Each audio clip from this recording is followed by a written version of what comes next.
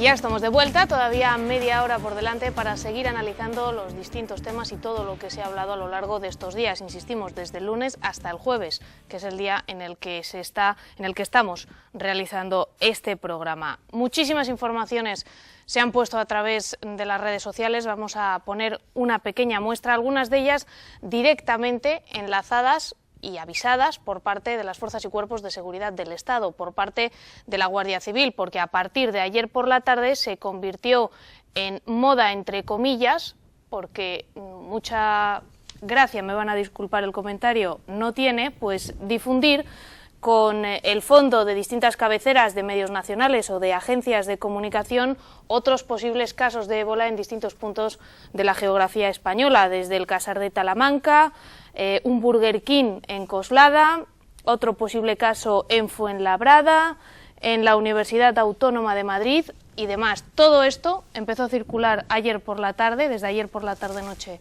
hasta hoy, como la pólvora. Esto puede tener unas consecuencias tanto para locales como el Burger King o como para cualquier otro tipo de empresa que se pueda ver envuelta en estas gracias, entre comillas, que, insistimos, no tienen ningún tipo de gracia, que puede generar más de un dolor de cabeza. No sé lo que opináis, Roberto. Yo, hombre, más que dolor de cabeza para el Burger King, yo creo que lo que pretenden estos bulos y estos desocupados, ¿no?, que además tienen muy mala fe y que este tipo de, dijéramos, de infundios que pueden provocar incluso que gente que se lo crea o que puede provocar incluso llegadas masivas a urgencias o gente con ansiedad porque haya estado en ese Burger King, además debería estar hasta perseguido, ¿no?, si no penalmente, por lo menos administrativamente. Pero lo cierto es que la culpa, además de que la tienen los primeros, esos 4 descerebrados, luego la tiene la gente por ser tan crédula y por vivir pendiente de las redes sociales. O sea, las redes sociales, como dice la Guardia Civil en las mismas redes sociales, la policía o los servicios de emergencias, no hacer caso a ningún solo tuit o llamada que no venga directamente de nosotros. O sea, yo estoy dado de alta en el Heraldo de Linares, a Infoemergencias, al 112, a la Guardia Civil, a la policía y demás. Y el resto de tweets ni los veo. Muchos los me he enterado porque me los has pasado tú antes del programa. Pero es que aunque los viera, no le prestaría la mínima atención. Porque es que un tuit de esos, si fuera cierto, ya lo había visto yo en una alerta del 112 o de las agencias de emergencias, de socorro o de la Guardia Civil. Entonces, el problema de estas alertas, ¿cuáles son? Pues que la gente vive, hoy salió una encuesta, que los españoles pasan una media de 9 horas al día con el telefonito en la mano, con el ordenador, las redes sociales, el Facebook, el Twitter y demás, y claro, que estamos creando una realidad paralela, virtual, donde la gente en Occidente, yo hablo de España, que es lo que conozco, pues lo que no sale en Twitter o en Facebook no existe. Y ese es el grave problema, que la gente es tan crédula que se lo cree todo. ¿Qué opináis? En principio, yo creo que tiene toda la razón, ¿no?, que no podemos estar nada más que a las noticias que van apareciendo en cualquier momento y sobre todo con la velocidad a la que aparecen, ¿vale?, que es tremendo. Yo lo que puedo decir es que SESCAN, en su página, en la página web de SESCAN, tanto en el Twitter como en el Facebook de SESCAN, se están actualizando de forma constante los casos. Vamos, los casos no hay ningún caso. Entonces, hay el servicio de epidemiología hasta las 24 horas del día, está de guardia. En caso de que haya una sospecha, directamente la obligación del médico que sospeche se notifica al 112 y se notifica al servicio, a los servicios de epidemiología, y automáticamente eso se cargaría en el Twitter de SESCAN. O sea que la información real va a estar en la página oficial de SESCAN. O sea, además toda la Consejería de Sanidad va a centralizar la información a través de SESCAN. Entonces, simplemente, si se quiere saber la información veraz, es dirigirse, o sea, ir a la página de SESCAN y entrar en su Twitter y en su Facebook. Y luego también ha hecho una página, una especie de hojita donde se puede consultar las dudas más frecuentes sobre el ébola. O sea, pinchas y te da la respuesta. O sea, vienen pues cómo se contagia, cómo puedes evitarlo, qué hago si voy a un país de riesgo, qué hago tiene riesgos y cómo determinadas cosas. O sea, viene bastante bien explicado. Y Sanidad también ha habilitado un número de teléfono gratuito para que se llame a pedir información. Entonces es absurdo guiarnos por alertas de este tipo de redes sociales, porque realmente se ha establecido ya una comunicación oficial con datos reales y actualizados al momento. Entonces yo creo que es ahí donde nos tenemos que dirigir. También se han difundido a través de las mismas redes sociales, a través del Twitter, del Facebook y del WhatsApp, otros mensajes que vamos a ir viendo reflejados en pantalla, alertando de que había ciertos hospitales, por ejemplo uno de WhatsApp que posiblemente les haya llegado a muchos de ustedes, y es que 3 hospitales de Madrid estaban prácticamente cerrados y que había gente infectada, pero que no se quería hacer público. Es uno de los mensajes que ha empezado a difundirse a través del WhatsApp y que creo que mis compañeros nos van a poner, y que hemos sabido que evidentemente este mensaje que circula, aunque a algunos les haya llegado a través de propios profesionales de algunos de los centros hospitalarios, no es cierto. Así que no cundan el pánico. Y también hemos hecho una especie de recopilación de otras bromas, entre comillas, pongamos lo de bromas entre comillas, con la forma en la que hay que salir a la calle y 2 personas con una bolsa en la cabeza para protegerse del ébola, salgamos a dar un paseo por Alcorcón y una persona, como estamos viendo ahora mismo en pantalla, vestido con un traje de seguridad, y demás casos. Todo esto ha circulado como broma en este caso del ébola, pero no es el primero, porque sí, cada vez que hay un caso hay gente que debe tener mucha imaginación en este país que empieza a hacer estos montajes. Sí, mucho tiempo libre además. Sí. También. Pero bueno, a mí lo de algunos WhatsApp que estáis poniendo aquí en la imagen, algunos me habían llegado, otros no.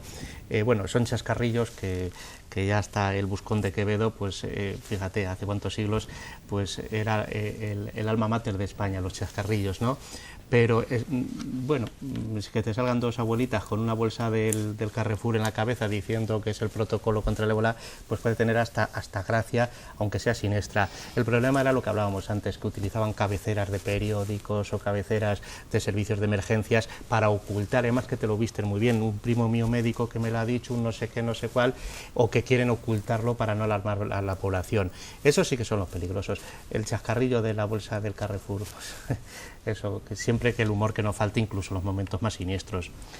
Vamos a volver al tema, a toda la polémica que se ha generado más allá del caso de ébola, porque no sé si estaréis de acuerdo o no, pero yo creo que se ha generado más polémica con lo que ha ocurrido con el perro que con lo que ha ocurrido o lo que está ocurriendo con su dueña. Creo que tenemos imágenes del momento en el que salía este animal dentro de una furgoneta después de que se hubiera adoptado la medida, acertada o no. En este programa no nos vamos a meter a valorar si han estado acertadas o no han estado acertadas ninguna de las decisiones que se han adoptado, porque no creemos que sea el momento, pero se generó toda una situación alrededor que estamos viendo en las pantallas que vamos a volver a ver para poder ver bien las imágenes, que no sé hasta qué punto pueden estar sacadas de contexto, como decías tú, o que se nos está yendo de las manos el asunto.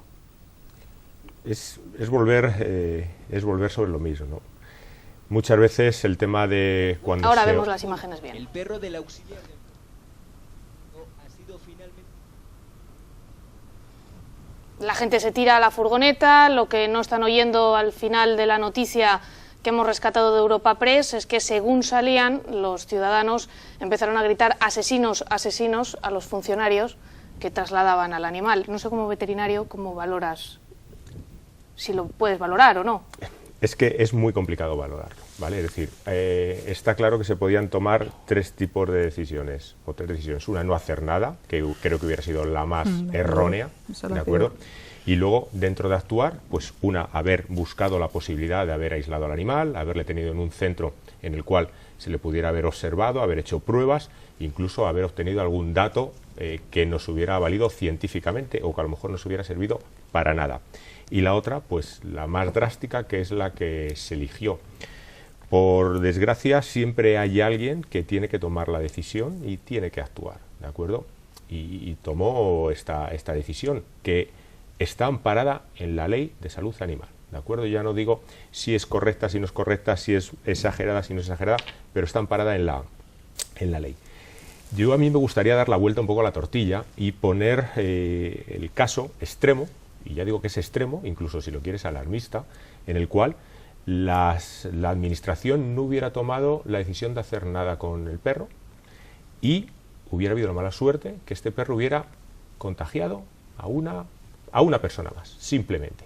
Posiblemente este problema que ha habido ahora con la eutanasia del animal hubiera sido multiplicado por 1000, y ya no multiplicado por 1000. Creo que como profesional de la sanidad, el cargo de conciencia que te puede quedar por tener que tomar una decisión tan drástica como esta es alto, pero el cargo de conciencia que te puede quedar como sanitario por no tomar una decisión en un momento determinado y que a tus espaldas pueda caer el que pueda haber fallecimiento de una persona, ya digo que es muy complicado tomar una decisión correcta.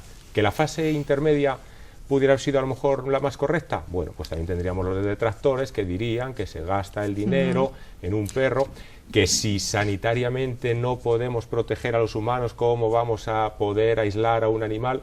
Si es que la polémica siempre está ahí. Siempre cualquiera de las tres decisiones hubiera generado polémica. Sí, entonces, y en España además hubiéramos criticado cualquiera, pero sí. yo sí voy a tomar partido, Rosa.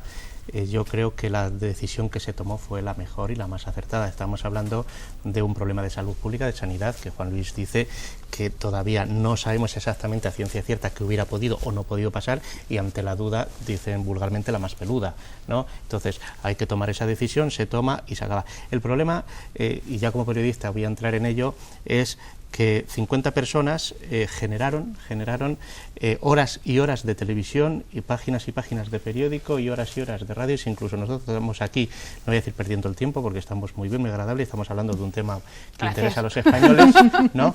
Pero lo que voy a decir es que en España creo que somos 47 millones de personas y durante horas, Televisión Española incluida, que habría que cerrarla ya, y lo digo mirando a la cámara, porque aquí quien me ha visto en más debates saben que soy enemigo de los medios públicos de comunicación tal como están concebidos en este país, habiendo medios privados que se juegan su dinero. No tenemos que pagar con nuestros impuestos medios públicos que hacen la competencia a medios privados para dar sensacionalismo y amarillismo. Ayer por la tarde en la 1, en Televisión Española, durante horas, no sé si una o dos, enfocando directamente a la manifestación de 40 a 50 personas, que no había más, llamando asesinos a los funcionarios de policía, al juzgado, a los enfermeros, a los veterinarios, porque iban a tomar una decisión de sanidad pública general. Y resulta que le estamos dedicando horas. Se tiraron 2 mujeres en el suelo, 2 personas irrelevantes que las estaban viendo 46 millones de personas a través de todas las televisiones públicas. Pero bueno, yo no sé la degradación de los medios de comunicación de este país, sobre todo los públicos, a dónde está llegando. Para la imagen que estamos viendo ahora de 40 a 50 personas, paralizó durante horas de ayer por la tarde a todo el país. O sea, esto sí que es grave y es preocupante, que un país se paralice por 40 personas y por 2 que están tumbadas, que no se podía pasar ni con el vehículo, porque se ha tomado una decisión de sanidad pública general, como dice Juan Luis. Que luego se podrá discutir o no, pero que es una decisión de salud pública, que está autorizada por un juez y donde unos veterinarios, me imagino que de la Consejería de Sanidad, y donde unos médicos y donde unos técnicos habrán decidido que era eso lo más adecuado. Entonces, ¿qué imagen le estamos dando al exterior, a los países del exterior, a todos los españoles, cuando todas las televisiones públicas y privadas de este país están pendientes de que 40 personas llamen asesinos a ciudadanos honrados y decentes? ¿Se ha generado más polémica con lo que sucedía con Excalibur que con lo que estaba sucediendo con su ama? Yo cuando he estado viendo el telediario, cuando he estado leyendo la prensa, desde el estado de la persona se hablaba poquito y básicamente se hablaba de la polémica del perro, o sea que me ha llamado la atención. Juan Luis. Yo creo que sí, o sea, yo creo que es exagerado toda la hay discusiones en redes sociales sobre si nos interesan más los animales o nos interesan más las personas, si teníamos que haber matado a Excalibur o a la ministra. Se han dicho de todo. Yo creo que ese matiz es muy exagerado y creo que bueno que no ha lugar, ¿no? La decisión es difícil, perfecto, bien, y me gustaría posiblemente cambiáramos mucho si la decisión la tuviéramos que tomar nosotros. Es decir, si uno fuera el responsable de tomar la decisión, pero como con pólvora ajena se dispara bien, pues ese también es un tema. Ya digo. No, pues ya te digo, Juan Luis, que yo lo hubiera tomado en un segundo. Sí, o sea, sí, no te digo que no.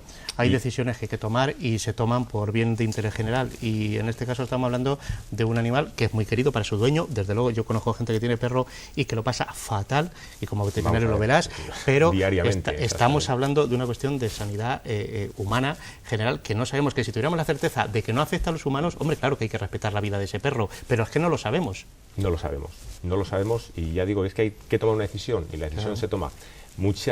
Por desgracia, muchas de estas personas que, y ya digo que yo tampoco tengo datos suficientes para decir si hay que sacrificar o no hay que sacrificar al perro. Desde luego que había que hacer algo, había que hacerlo, bien. Y cuando alguien toma la responsabilidad, pues ha tomado la responsabilidad. Se habrá equivocado o no, eso pues a lo mejor el tiempo lo marca.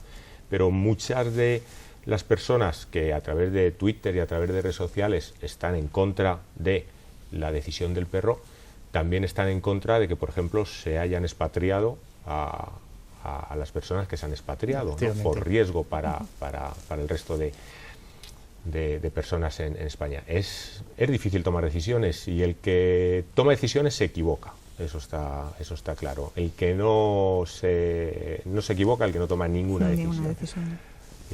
A los animales hay que protegerlos, y desde luego las penas de cárcel que con la última reforma del Código Penal que hubo se pusieron para esos salvajes, no los voy a llamar asesinos porque no soy como San Francisco, que le doy la consideración de alma a los animales, pero salvajes que maltratan y que cuelgan a sus perros cuando acaba la temporada de caza, es que a mí me gustaría verlos en la cárcel. Pero esto es una cosa diferente, es que no hay que confundir. O sea, yo le diría a esa gente que estaba allí en la manifestación que no hay que confundir. Estamos hablando de una cosa de sanidad humana, que no sabemos cómo va a reaccionar. Y entonces, montar la que se montó, cuando tú bien dices, seguramente, si le preguntas a todos ellos qué pasaría con los 2 misioneros, dirían que se hubieran muerto en África, ¿no? Entonces, es un poco contradictorio. ¿Y dónde tenemos la escala de valores algunas personas en este país? Sobre todo, además, es que a donde más nos podemos ceñir es al único artículo que hay escrito, ni más ni más menos, que uno de los autores del artículo ahora ha hecho algún tipo ha dicho que lo ideal hubiera sido no sacrificar al animal, estudiarlo y demás, ¿vale? Pero ya metiéndonos un poco en camisa de 11 varas, esta misma persona, en el año 2005, dijo que nos encontramos en una evidencia de que los perros pueden ser infectados por el virus ébola, un hallazgo que plantea importantes problemas para la salud pública. Bien. Es decir, eso lo dijo en el 2005, ¿vale? Y desde el 2005 no se ha hecho absolutamente nada, con lo cual es que no sabemos realmente cuál pudiera haber sido la evolución del perro. Que posiblemente no.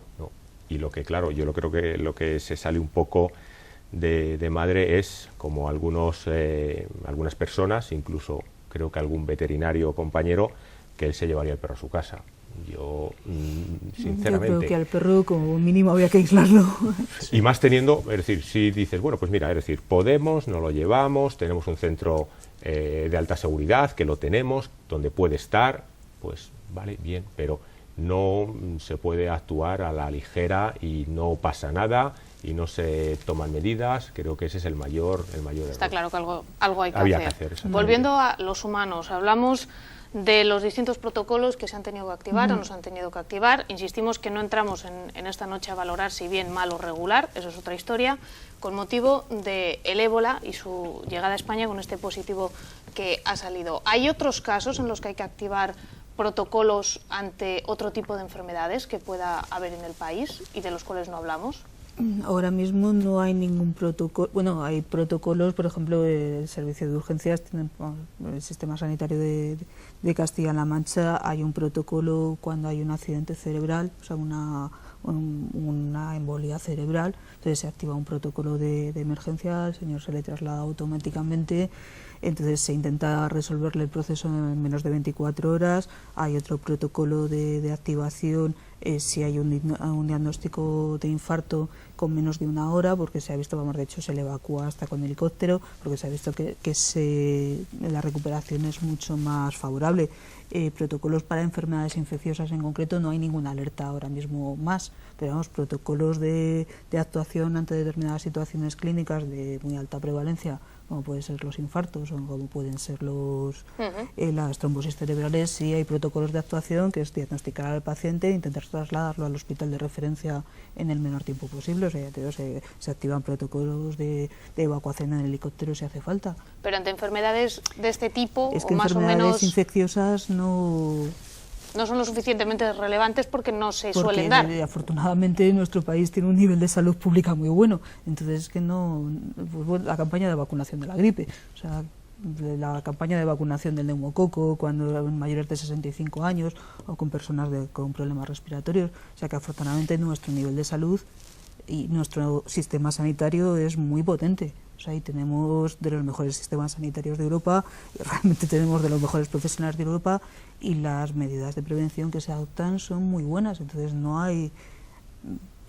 si por ejemplo una tuberculosis también se activa un protocolo, estudias a todos los contactos. O sea, hay determinadas enfermedades que tú tienes que, en el momento que tú las diagnosticas, las tienes que declarar obligatoriamente a Sanidad. Entonces Sanidad genera un protocolo de alerta y de estudios a los posibles contagios. Hace un año, un año, 2 años, hubo una epidemia de parotiditis. Lo que pasa es que son enfermedades de poca relevancia. Entonces, bueno, ahí lo que se actuó fue caso sospechoso de parotiditis, se aislaba durante los días que podía ser contagiante. O sea, o las meningitis me viene a mí a la memoria. Con el tema de la tuberculosis, por ejemplo, que acabas de nombrar, que ha aumentado exponencialmente. Sí, han venido mucha gente de fuera. Y además, el tema... luego es divertido porque cuando salen de vacaciones a Marruecos, por lo menos a varios pacientes míos, para volver a Marruecos les piden que les hagan un test de tuberculosis, de si están contagiados o no. En cambio, cuando entran en nuestro país... No traen ningún test. Cuando vuelven a su país, que es donde la traen, van con nuestros test hechos y sus niños tratados. Y en el tema veterinario, a través de las vacas, que ha aumentado una barbaridad y posiblemente ha aumentado en vacas vía humana, es decir, habíamos conseguido erradicarla, no, que yo la en la teníamos carrera nunca he visto una en tuberculosis. bovino y ya estaba erradicada prácticamente en bovino y en humana, Y en y sin humanos. embargo a través de la reinfectación de humana se han infectado nuestros bovinos, bien, y sin embargo sí hay plan sanitario para el tema del control, para pruebas de tuberculosis, saneamiento ganadero, ¿vale? Y vamos, actualmente muy intenso, ¿vale? Llevado incluso no solamente a lo que es animal, digamos, de abasto, como puede ser las vacas, sino, por ejemplo, muy extendido a los animales salvajes, con el tema de la caza, ciervos, jabalíes y demás, con lo cual, siempre que hay una epizootia, se actúa y Sanidad actúa. Y si es solamente médico, actúan a través de Sanidad. Es que además es automático, tú generas un diagnóstico, o sea, por ejemplo, las enfermedades de transmisión sexual, o sea, tú generas el diagnóstico de enfermedad de transmisión, o sea, nosotros tenemos toda nuestra historia clínica informatizada, entonces siempre que ves a un paciente tienes que asignarle un diagnóstico, entonces que te llaman de Sanidad, o sea, si tú no has alertado de ese contagio, o sea, directamente te llaman de Sanidad para que des los datos y hagas la encuesta epidemiológica, hacer la encuesta a los contactos, intentas localizar a todas las personas que han tenido contacto. Cuando hay te avisan directamente del laboratorio. Si has diagnosticado, una vez que se diagnosticó una sífilis, pues directamente del laboratorio alertaron a todo el mundo para que nos pusiéramos en marcha a buscar los contactos. O sea, que realmente sí hay protocolos, pero afortunadamente hay que sacarlos pocas veces. Pero que directamente un caso de tuberculosis, en el momento que se declara, o sea, Sanidad se pone en marcha. Últimos mensajes en los últimos minutos de este programa que hemos realizado hoy para hablar de todo lo que se ha generado a raíz del caso de ébola. Un mensaje como responsable veterinario. Como responsable veterinario. Y como ciudadano. Yo creo que más, casi como ciudadano, un poco, pues, que no creemos pánico, que seamos sensatos, que intentemos hacer las cosas bien, y creo que un poco confiemos también en nuestra salud pública, ¿vale? En nuestra sanidad. Como decía ella, creo que España tiene un nivel sanitario muy bueno, en contra de lo que le desprestigiemos diariamente, ¿vale? Y que al final siempre hay gente que tiene que tomar decisiones y esa gente nunca estaremos de acuerdo. Es decir, esto es como el fútbol. Con 40 millones de españoles hay 40 millones de selecciones de fútbol, ¿bien? Entonces, la decisión que cada uno tomaríamos en un momento determinado a la hora de actuar es totalmente diferente, ¿bien? Y lo que sí hay que tener en cuenta es que normalmente cuando se toman decisiones se intentan tomar las más correctas, aunque uno al final se acabe equivocando, ¿bien? Roberto. pues no puedo por menos que coincidir con Juan Luis, a hacer alguna postilla diciendo que sí tenemos un gran sistema sanitario nacional, tanto público y privado, pero sobre todo el público tengo que reconocer que es gracias muchas veces no tanto a los medios que se ponen a su disposición, sino al esfuerzo y al empeño que ponen las personas que en él trabajan, que van mucho más allá muchas veces de las obligaciones que tienen y de los cargos que tienen. Y en lo que respecta al tema que más me afecta directamente, que es el de los medios de comunicación, yo creo que ya lo he dicho, estamos cayendo en una deriva amarillista muy grande. No sé si es para vender periódicos o porque como ya tienen tanto éxito esos programas vergonzosos de todas las mañanas y de tardes y a veces hasta noche que vemos en la mayoría de las televisiones de este país, incluidas las públicas, pues parece ser que informar sobre el ébola ya no vale si no estás dando carnaza a toda esa gente que lo que quiere saber es en qué peluquería estuvo, dónde fue, si el perro chupó el pomo de la puerta, como decía una vecina hoy, que ya no quería coger el pomo de la puerta y demás. Yo creo que hay que pedir un poco de seriedad, un poco de rigor, hay que dejar de hacer alarmismo. Ya habrá tiempo, como estoy viendo que parte de la oposición de este país está haciendo muy buen papel, porque en vez de estar haciendo sangre están pidiendo que se acabe con la enfermedad y luego ya pediremos explicaciones, ¿no? Entonces vamos a hacer nosotros lo mismo, que los medios de comunicación que informen y sobre todo que informen con seriedad y con rigor y que no caigan en el amarillismo. Ese es mi deseo para hoy. María José.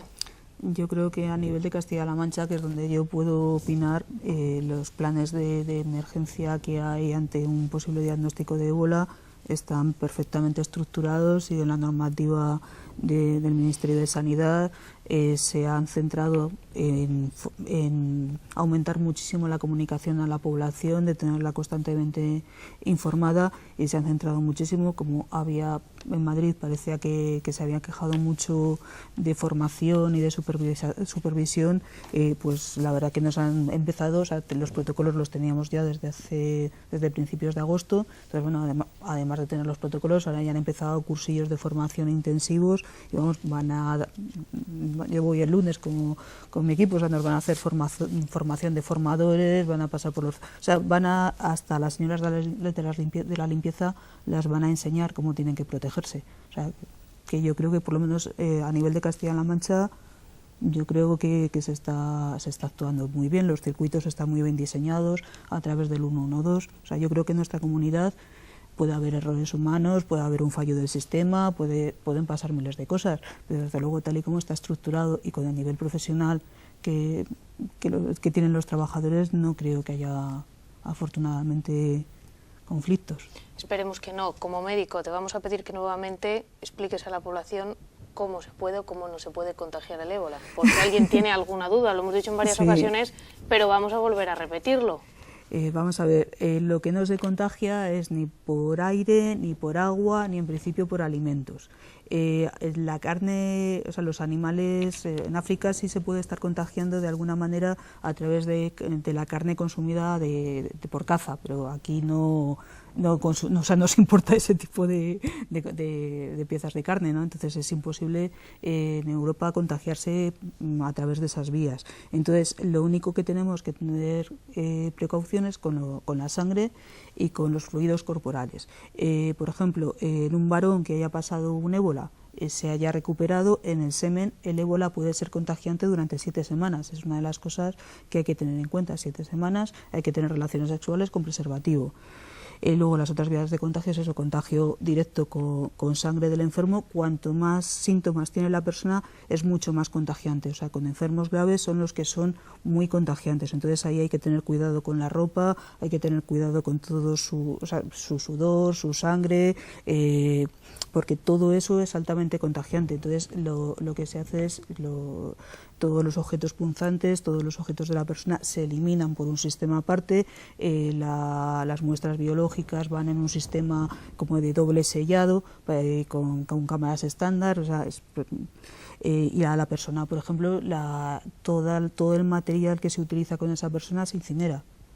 Y, por ejemplo, una de las medidas que se hacen con los cadáveres es, como son muy contagiantes los tejidos en ese momento, pues directamente se incineran, o sea, se meten en un ataúd sellado y se incinera. Entonces hay que tener mucho cuidado con enfermos con muchos síntomas, pero llevando un material de protección adecuado y llevando, es muy importante el protocolo de cómo te quites el traje de protección. O sea, pero cualquier persona que haya estado en un momento dado en un quirófano, haya tenido, o sea, cualquier médico al hacer la rotación por el hospital, hemos hecho guardias de cirugía, de trauma, hemos pasado por quirófano. Entonces simplemente es la forma de quitarte la ropa quirúrgica, o sea, no tiene tampoco ninguna ciencia y sobre todo se basa en el lavado de manos, o sea, que no son tampoco cosas especiales. Entonces, básicamente es eso, mucho cuidado con los enfermos que están ingresados y mucho cuidado, las personas que han podido tener contacto con un virus, con el ébola, o que presenten, hayan estado en una zona expuesta, si presenten algún síntoma, pues comunicar directamente con... la forma en Castilla-La Mancha es simplemente, si tienes alguna duda, llamas al 112 y ya está, se activa todo el protocolo de emergencia. Pues dicho queda y creemos que aclarado. Muchísimas gracias a los tres por acompañarnos en esta mesa informativa que hemos tratado de hacer en estos días en los que se dice absolutamente de todo. María José Nadal, vocal de Atención Primaria Urbana del Colegio de Médicos de Guadalajara, Juan Luis Cobeña, secretario del Colegio de Veterinarios de Guadalajara, y Roberto Mangas, compañero periodista y director del Heraldo de Henares. Muchísimas gracias a los tres. A todos ustedes, lo de siempre, lo que hemos dicho en esta mesa una y otra vez, muchísimo cuidado con los medios a través de los cuales se informan, siempre que sea a través de fuentes oficiales, y si tienen alguna duda de la veracidad de la información, no la difundan para evitar males mayores. Muchísimas gracias, buenas noches y hasta la semana que viene.